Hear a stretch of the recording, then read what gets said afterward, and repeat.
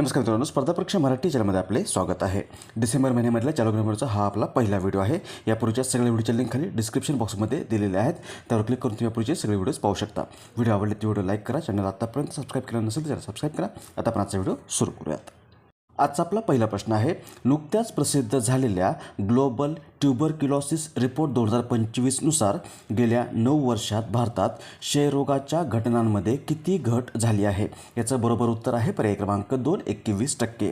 जागतिक आरोग्य संघटना म्हणजेच WHO वर्ल्ड हेल्थ ऑर्गनायझेशन या संघटनेने नुकताच ग्लोबल ट्युबरक्युलोसिस रिपोर्ट 2025 प्रसिद्ध केलेला आहे आणि या रिपोर्टनुसार भारतात क्षयरोगाच्या म्हणजेच TBच्या घटनेमध्ये गेल्या 9 वर्षामध्ये 21% घट झाली आहे. भारतात 2015मध्ये प्रति लाख लोकसंख्येमागे 237 रुग्ण होते TBचे. ही संख्या 2024मध्ये 187वर आलेली आहे. असं असलं तरी भारत अजूनही जगातील सर्वाधिक TB बहार असलेल्या देशांपैकी एक देश आहे. यासोबतच लक्षात ठेवा की दरवर्षी जागतिक क्षयरोग दिन जो आहे तो 24 मार्च या दिवशी साजरा केला जातो. मूळ प्रश्न उत्तर असेल पर्याय क्रमांक 2, 21%. पुढचा प्रश्न, खालीलपैकी कोणता दिवस जागतिक दूरदर्शन दिन म्हणून साजरा करण्यात येतो? याचं बरोबर उत्तर आहे पर्याय क्रमांक 1, 21 नोव्हेंबर. दरवर्षी 21 नोव्हेंबर हा दिवस जागतिक टेलिव्हिजन दिन किंवा जागतिक दूरदर्शन दिन म्हणून साजरा केला जातो. हा दिवस दूरचित्रवाणीचे माहिती, शिक्षण, मनोरंजन आणि सामाजिक जाणीव वाढवण्यासाठीचं महत्त्व, तसंच जगभरातील लोकांशी संपर्क साधण्याचा आणि त्यांना माहिती देण्याच्या दूरचित्रवाणीच्या भूमिकेला अधोरेखित करण्यासाठी साजरा केला जातो. या दिवसाची स्थापना संयुक्त राष्ट्र महासभेने 1996 या वर्षामध्ये केलेली आहे. उत्तर असेल पर्याय क्रमांक 1, 21 नोव्हेंबर हा दिवस दरवर्षी जगभरात जागतिक दूरदर्शन दिन म्हणून साजरा केला जातो. नेक्स्ट, 10वा आंतरराष्ट्रीय गीता महोत्सव 2025 खालीलपैकी कोणत्या ठिकाणी आयोजित करण्यात आला आहे? याचं बरोबर उत्तर आहे पर्याय क्रमांक 4, कुरुक्षेत्र. हरियाणामध्ये कुरुक्षेत्र या ठिकाणी 15 नोव्हेंबर ते 5 डिसेंबर 2025 या कालावधीमध्ये हा 10वा आंतरराष्ट्रीय गीता महोत्सव 2025 आयोजित करण्यात आलेला आहे. या महोत्सवासाठी भागीदार देश म्हणून इंग्लंड आणि भागीदार राज्य म्हणून मध्य प्रदेशची निवड झालेली आहे. उत्तर असेल पर्याय क्रमांक 4. नेक्स्ट, खालीलपैकी कोणता दिवस महिलांवरील हिंसाचार निर्मूलनासाठीचा आंतरराष्ट्रीय दिन म्हणून साजरा करण्यात येतो? याचं बरोबर उत्तर आहे पर्याय क्रमांक 2, 25 नोव्हेंबर. 25 नोव्हेंबर हा दिवस महिला आणि मुलींवरील हिंसाचार रोखण्यासाठी जागरूकता निर्माण करण्यासाठी दरवर्षी महिलांवरील हिंसाचार निर्मूलनासाठीचा आंतरराष्ट्रीय दिन म्हणून साजरा केला जातो. आणि यावर्षी हा दिवस unite to end digital violence against all women and girls या थीमखाली साजरा करण्यात आलेला आहे. पर्याय क्रमांक 3, 25 नोव्हेंबर हे याचं बरोबर उत्तर असेल. पुढचा प्रश्न आहे, खालीलपैकी कोणता दिवस भारतात राष्ट्रीय दुग्ध दिन म्हणून साजरा करण्यात येतो? याचं बरोबर उत्तर आहे पर्याय क्रमांक 3, 26 नोव्हेंबर. 26 नोव्हेंबर हा दिवस भारताच्या श्वेतक्रांतीचे जनक डॉक्टर वर्गीस कुरियन यांच्या जयंतीच्या निमित्ताने दरवर्षी भारतामध्ये राष्ट्रीय दुग्ध दिन नॅशनल मिल्क डे म्हणून साजरा केला जातो. हा दिवस मानवी पोषणात दुधाच्या महत्त्वाच्या भूमिकेवर प्रकाश टाकणे आणि त्याच्या आरोग्याच्या फायद्यांबद्दल जागरूकता वाढवणे, तसंच दूध आणि त्याच्या उत्पादनांचं उत्पादन वाढवणं आणि वापर वाढवून दुग्ध उद्योगाला बळकटी देणं या उद्देशाने 2014 पासून साजरा केला जात आहे.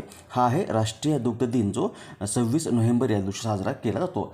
जर आपल्याला असं विचारलं की कोणता दिवस जागतिक दूध दिन म्हणून साजरा केला जातो, दरवर्षी 1 जून हा दिवस वर्ल्ड मिल्क डे किंवा जागतिक दुग्ध दिन म्हणून साजरा केला जातो, हे देखील लक्षात ठेवा. नेक्स्ट, महिला कबड्डी विश्वकप 2025 कोणत्या देशाने जिंकला आहे? याचं बरोबर उत्तर आहे पर्याय क्रमांक 1, भारत. महिला कबड्डी वर्ल्ड कप 2025 ही स्पर्धा नुकतीच 17 ते 24 नोव्हेंबर 2025 या काळामध्ये बांगलादेशमध्ये संपन्न झाली आहे आणि यामध्ये भारतीय महिला संघानं चायनीज तैपई संघाचा 35-38 असा पराभव करून या स्पर्धेचं विजेतेपद पटकावलेलं आहे. भारताचं हे सलग दुसरं विजेतेपद आहे. पर्याय क्रमांक 1, भारत हे याचं बरोबर उत्तर असेल. नेक्स्ट, न्यायमूर्ती सूर्यकांत यांनी नुकतीच भारताचे कितवे सरन्यायाधीश म्हणून शपथ घेतली आहे? याचं बरोबर उत्तर आहे पर्याय क्रमांक 4, 53. 24 नोव्हेंबर 2025 या दिवशी राष्ट्रपती भवनामध्ये न्यायमूर्ती सूर्यकांत यांनी नुकतंच भारताचे 53वे सरन्यायाधीश म्हणून शपथ घेतलेली आहे. यांच्यापूर्वी होते न्यायमूर्ती भूषण आर गवई. ते म्हणजे आता हे न्यायमूर्ती सूर्यकांत जे आहेत आता 9 फेब्रुवारी 2027पर्यंत भारताचे सरन्यायाधीश या पदावर राहणार आहेत। यापूर्वी त्यांनी पंजाब आणि हरियाणा उच्च न्यायालयामध्ये न्यायाधीश म्हणून तसंच हिमाचल प्रदेश उच्च न्यायालयामध्ये मुख्य न्यायाधीश म्हणून देखील काम केलेलं आहे। पुढचा प्रश्न आहे 20वे G20 शिखर संमेलन नुकतेच खालीलपैकी कोणत्या ठिकाणी संपन्न झाले आहे? याचं बरोबर उत्तर आहे पर्याय क्रमांक 2 जोहान्सबर्ग। 2025चं हे 20वं G20 शिखर संमेलन नुकतंच दक्षिण आफ्रिकेमध्ये जोहान्सबर्ग या ठिकाणी संपन्न झालेलं आहे। आतापर्यंत हे आफ्रिकन देशामध्ये होणारं पहिलं G20 संमेलन आहे। 1 डिसेंबर 2024 ते 30 नोव्हेंबर 2024 या कालावधीमध्ये दक्षिण आफ्रिका हा G20चा अध्यक्ष आहे। अध्यक्षपद दक्षिण आफ्रिका या देशाकडे आहे आणि यावर्षी हे संमेलन सॉलिडॅरिटी, इक्वॅलिटी, सस्टेनेबिलिटी म्हणजेच एकजुटता, समानता आणि स्थिरता या थीमवर आयोजित करण्यात आलं होतं। या शिखर संमेलनामध्ये भारताचं प्रतिनिधित्व भारताचे पंतप्रधान नरेंद्र मोदी यांनी केलेलं आहे आणि G20 हा जगातील 20 प्रमुख विकसित आणि विकसनशील देशांचा समूह आहे। याची स्थापना 1999 मध्ये पूर्व आशियातील आर्थिक संकटांच्या पार्श्वभूमीवर झाली होती। या संघटनेचा उद्देश आहे जागतिक आर्थिक धोरणांवर समन्वय साधणे। पर्याय क्रमांक 2 G20चं 20वं शिखर संमेलन नुकतंच जोहान्सबर्ग दक्षिण आफ्रिका या ठिकाणी संपन्न। पुढचा प्रश्न 6वे आंतरराष्ट्रीय कृषी विज्ञान संमेलन नुकतेच खालीलपैकी कोणत्या ठिकाणी संपन्न झाले आहे? याचं बरोबर उत्तर आहे पर्याय क्रमांक 1 नवी दिल्ली। 6वं आंतरराष्ट्रीय कृषी विज्ञान संमेलन नुकतंच 24 ते 26 नोव्हेंबर 2025 या कालावधीमध्ये नवी दिल्लीमध्ये संपन्न झालेलं आहे। या संमेलनाचं उद्घाटन भारताचे केंद्रीय कृषी मंत्री शिवराज सिंह चौहान यांनी केलेलं असून हे संमेलन भारतीय सस्य विज्ञान सोसायटी आणि भारतीय कृषी संशोधन परिषद व इतर संस्थांच्या सहकार्याने आयोजित केलं जातं। या संमेलनाचा उद्देश आहे हवामानाच्या संदर्भात स्मार्ट, लवचिक आणि शाश्वत कृषी प्रणालींवर लक्ष केंद्रित करणं आणि या संमेलनामध्ये जगभरातील शास्त्रज्ञ, धोरणकर्ते आणि विकास भागीदार सहभागी होतात। उत्तर आहे पर्याय क्रमांक 1 हे 6वं आंतरराष्ट्रीय कृषी विज्ञान संमेलन नुकतंच नवी दिल्ली या ठिकाणी संपन्न झालेलं आहे। पुढचा प्रश्न खालीलपैकी कोणता दिवस भारतात संविधान दिन म्हणून साजरा करण्यात येतो? उत्तर आहे पर्याय क्रमांक 3 26 नोव्हेंबर।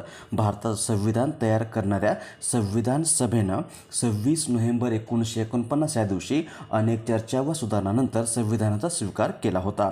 यामुळे दरवर्षी भारतामध्ये 26 नोव्हेंबर हा दिवस संविधान दिन म्हणून साजरा केला जातो। नेक्स्ट ICC पुरुष T20 विश्वकप 2025चे आयोजन खालीलपैकी कोणत्या 26 आहे 26 आयोजन खालीलपैकी कोणत्या देशात करण्यात येणार आहे? याचं बरोबर उत्तर आहे पर्याय क्रमांक 3 भारत व Sri Lanka. ICC men's T20 world cup 2026 हे या स्पर्धेचं आतापर्यंत 10वं संस्करण आहे आणि याचं आयोजन भारत व श्रीलंका या देशामध्ये केलं जाणार आहे। याची सुरुवात 7 फेब्रुवारी 2025 या दिवशी होणार असून 8 मार्च 2026 रोजी हा वर्ल्ड कप संपणार आहे। उत्तर असेल पर्याय क्रमांक 3 भारत व श्रीलंका। प्रश्न सूर्यकिरण हा भारत व कोणत्या देशाचा संयुक्त लष्करी सराव आहे? याचं बरोबर उत्तर आहे पर्याय क्रमांक 1 नेपाळ। सूर्यकिरण हा भारत व नेपाळ यांचा संयुक्त प्रशिक्षण सराव आहे किंवा संयुक्त लष्करी सराव आहे। हा सराव दरवर्षी दोन्ही देशांमध्ये आलटून पालटून आयोजित केला जातो आणि हा सराव दहशतवाद विरोधी ऑपरेशन्स, जंगल युद्ध आणि पर्वतीय मोहिमांमध्ये दोन्ही सैन्यांमध्ये परस्पर कार्यक्षमता वाढवणं या उद्देशाने आयोजित केला जातो। 2025 मध्ये या सरावाचं 19वं संस्करण जे आहे ते 25 नोव्हेंबर या दिवशी सुरू झालं असून 8 डिसेंबरपर्यंत चाललं जाणार आहे किंवा होणार आहे। कुठे होतं तर हे भारतामध्ये उत्तराखंडमध्ये पिथौरगड या ठिकाणी आयोजित करण्यात आलेला आहे।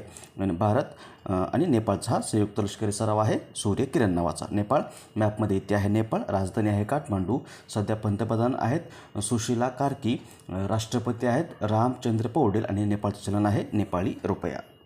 यानंतर आजचा प्रश्न ज्याचं उत्तर तुम्हाला आज खाली कमेंट्समध्ये द्यायचं आहे। प्रश्न आहे खालीलपैकी कोणता दिवस जागतिक मधुमेह दिन म्हणून साजरा करण्यात येतो? ऑप्शन्स आहेत 14 नोव्हेंबर, 15 नोव्हेंबर, 16 नोव्हेंबर की 17 नोव्हेंबर। याचं बरोबर उत्तर तुम्हाला आज खाली कमेंट्समध्ये द्यायचं आहे।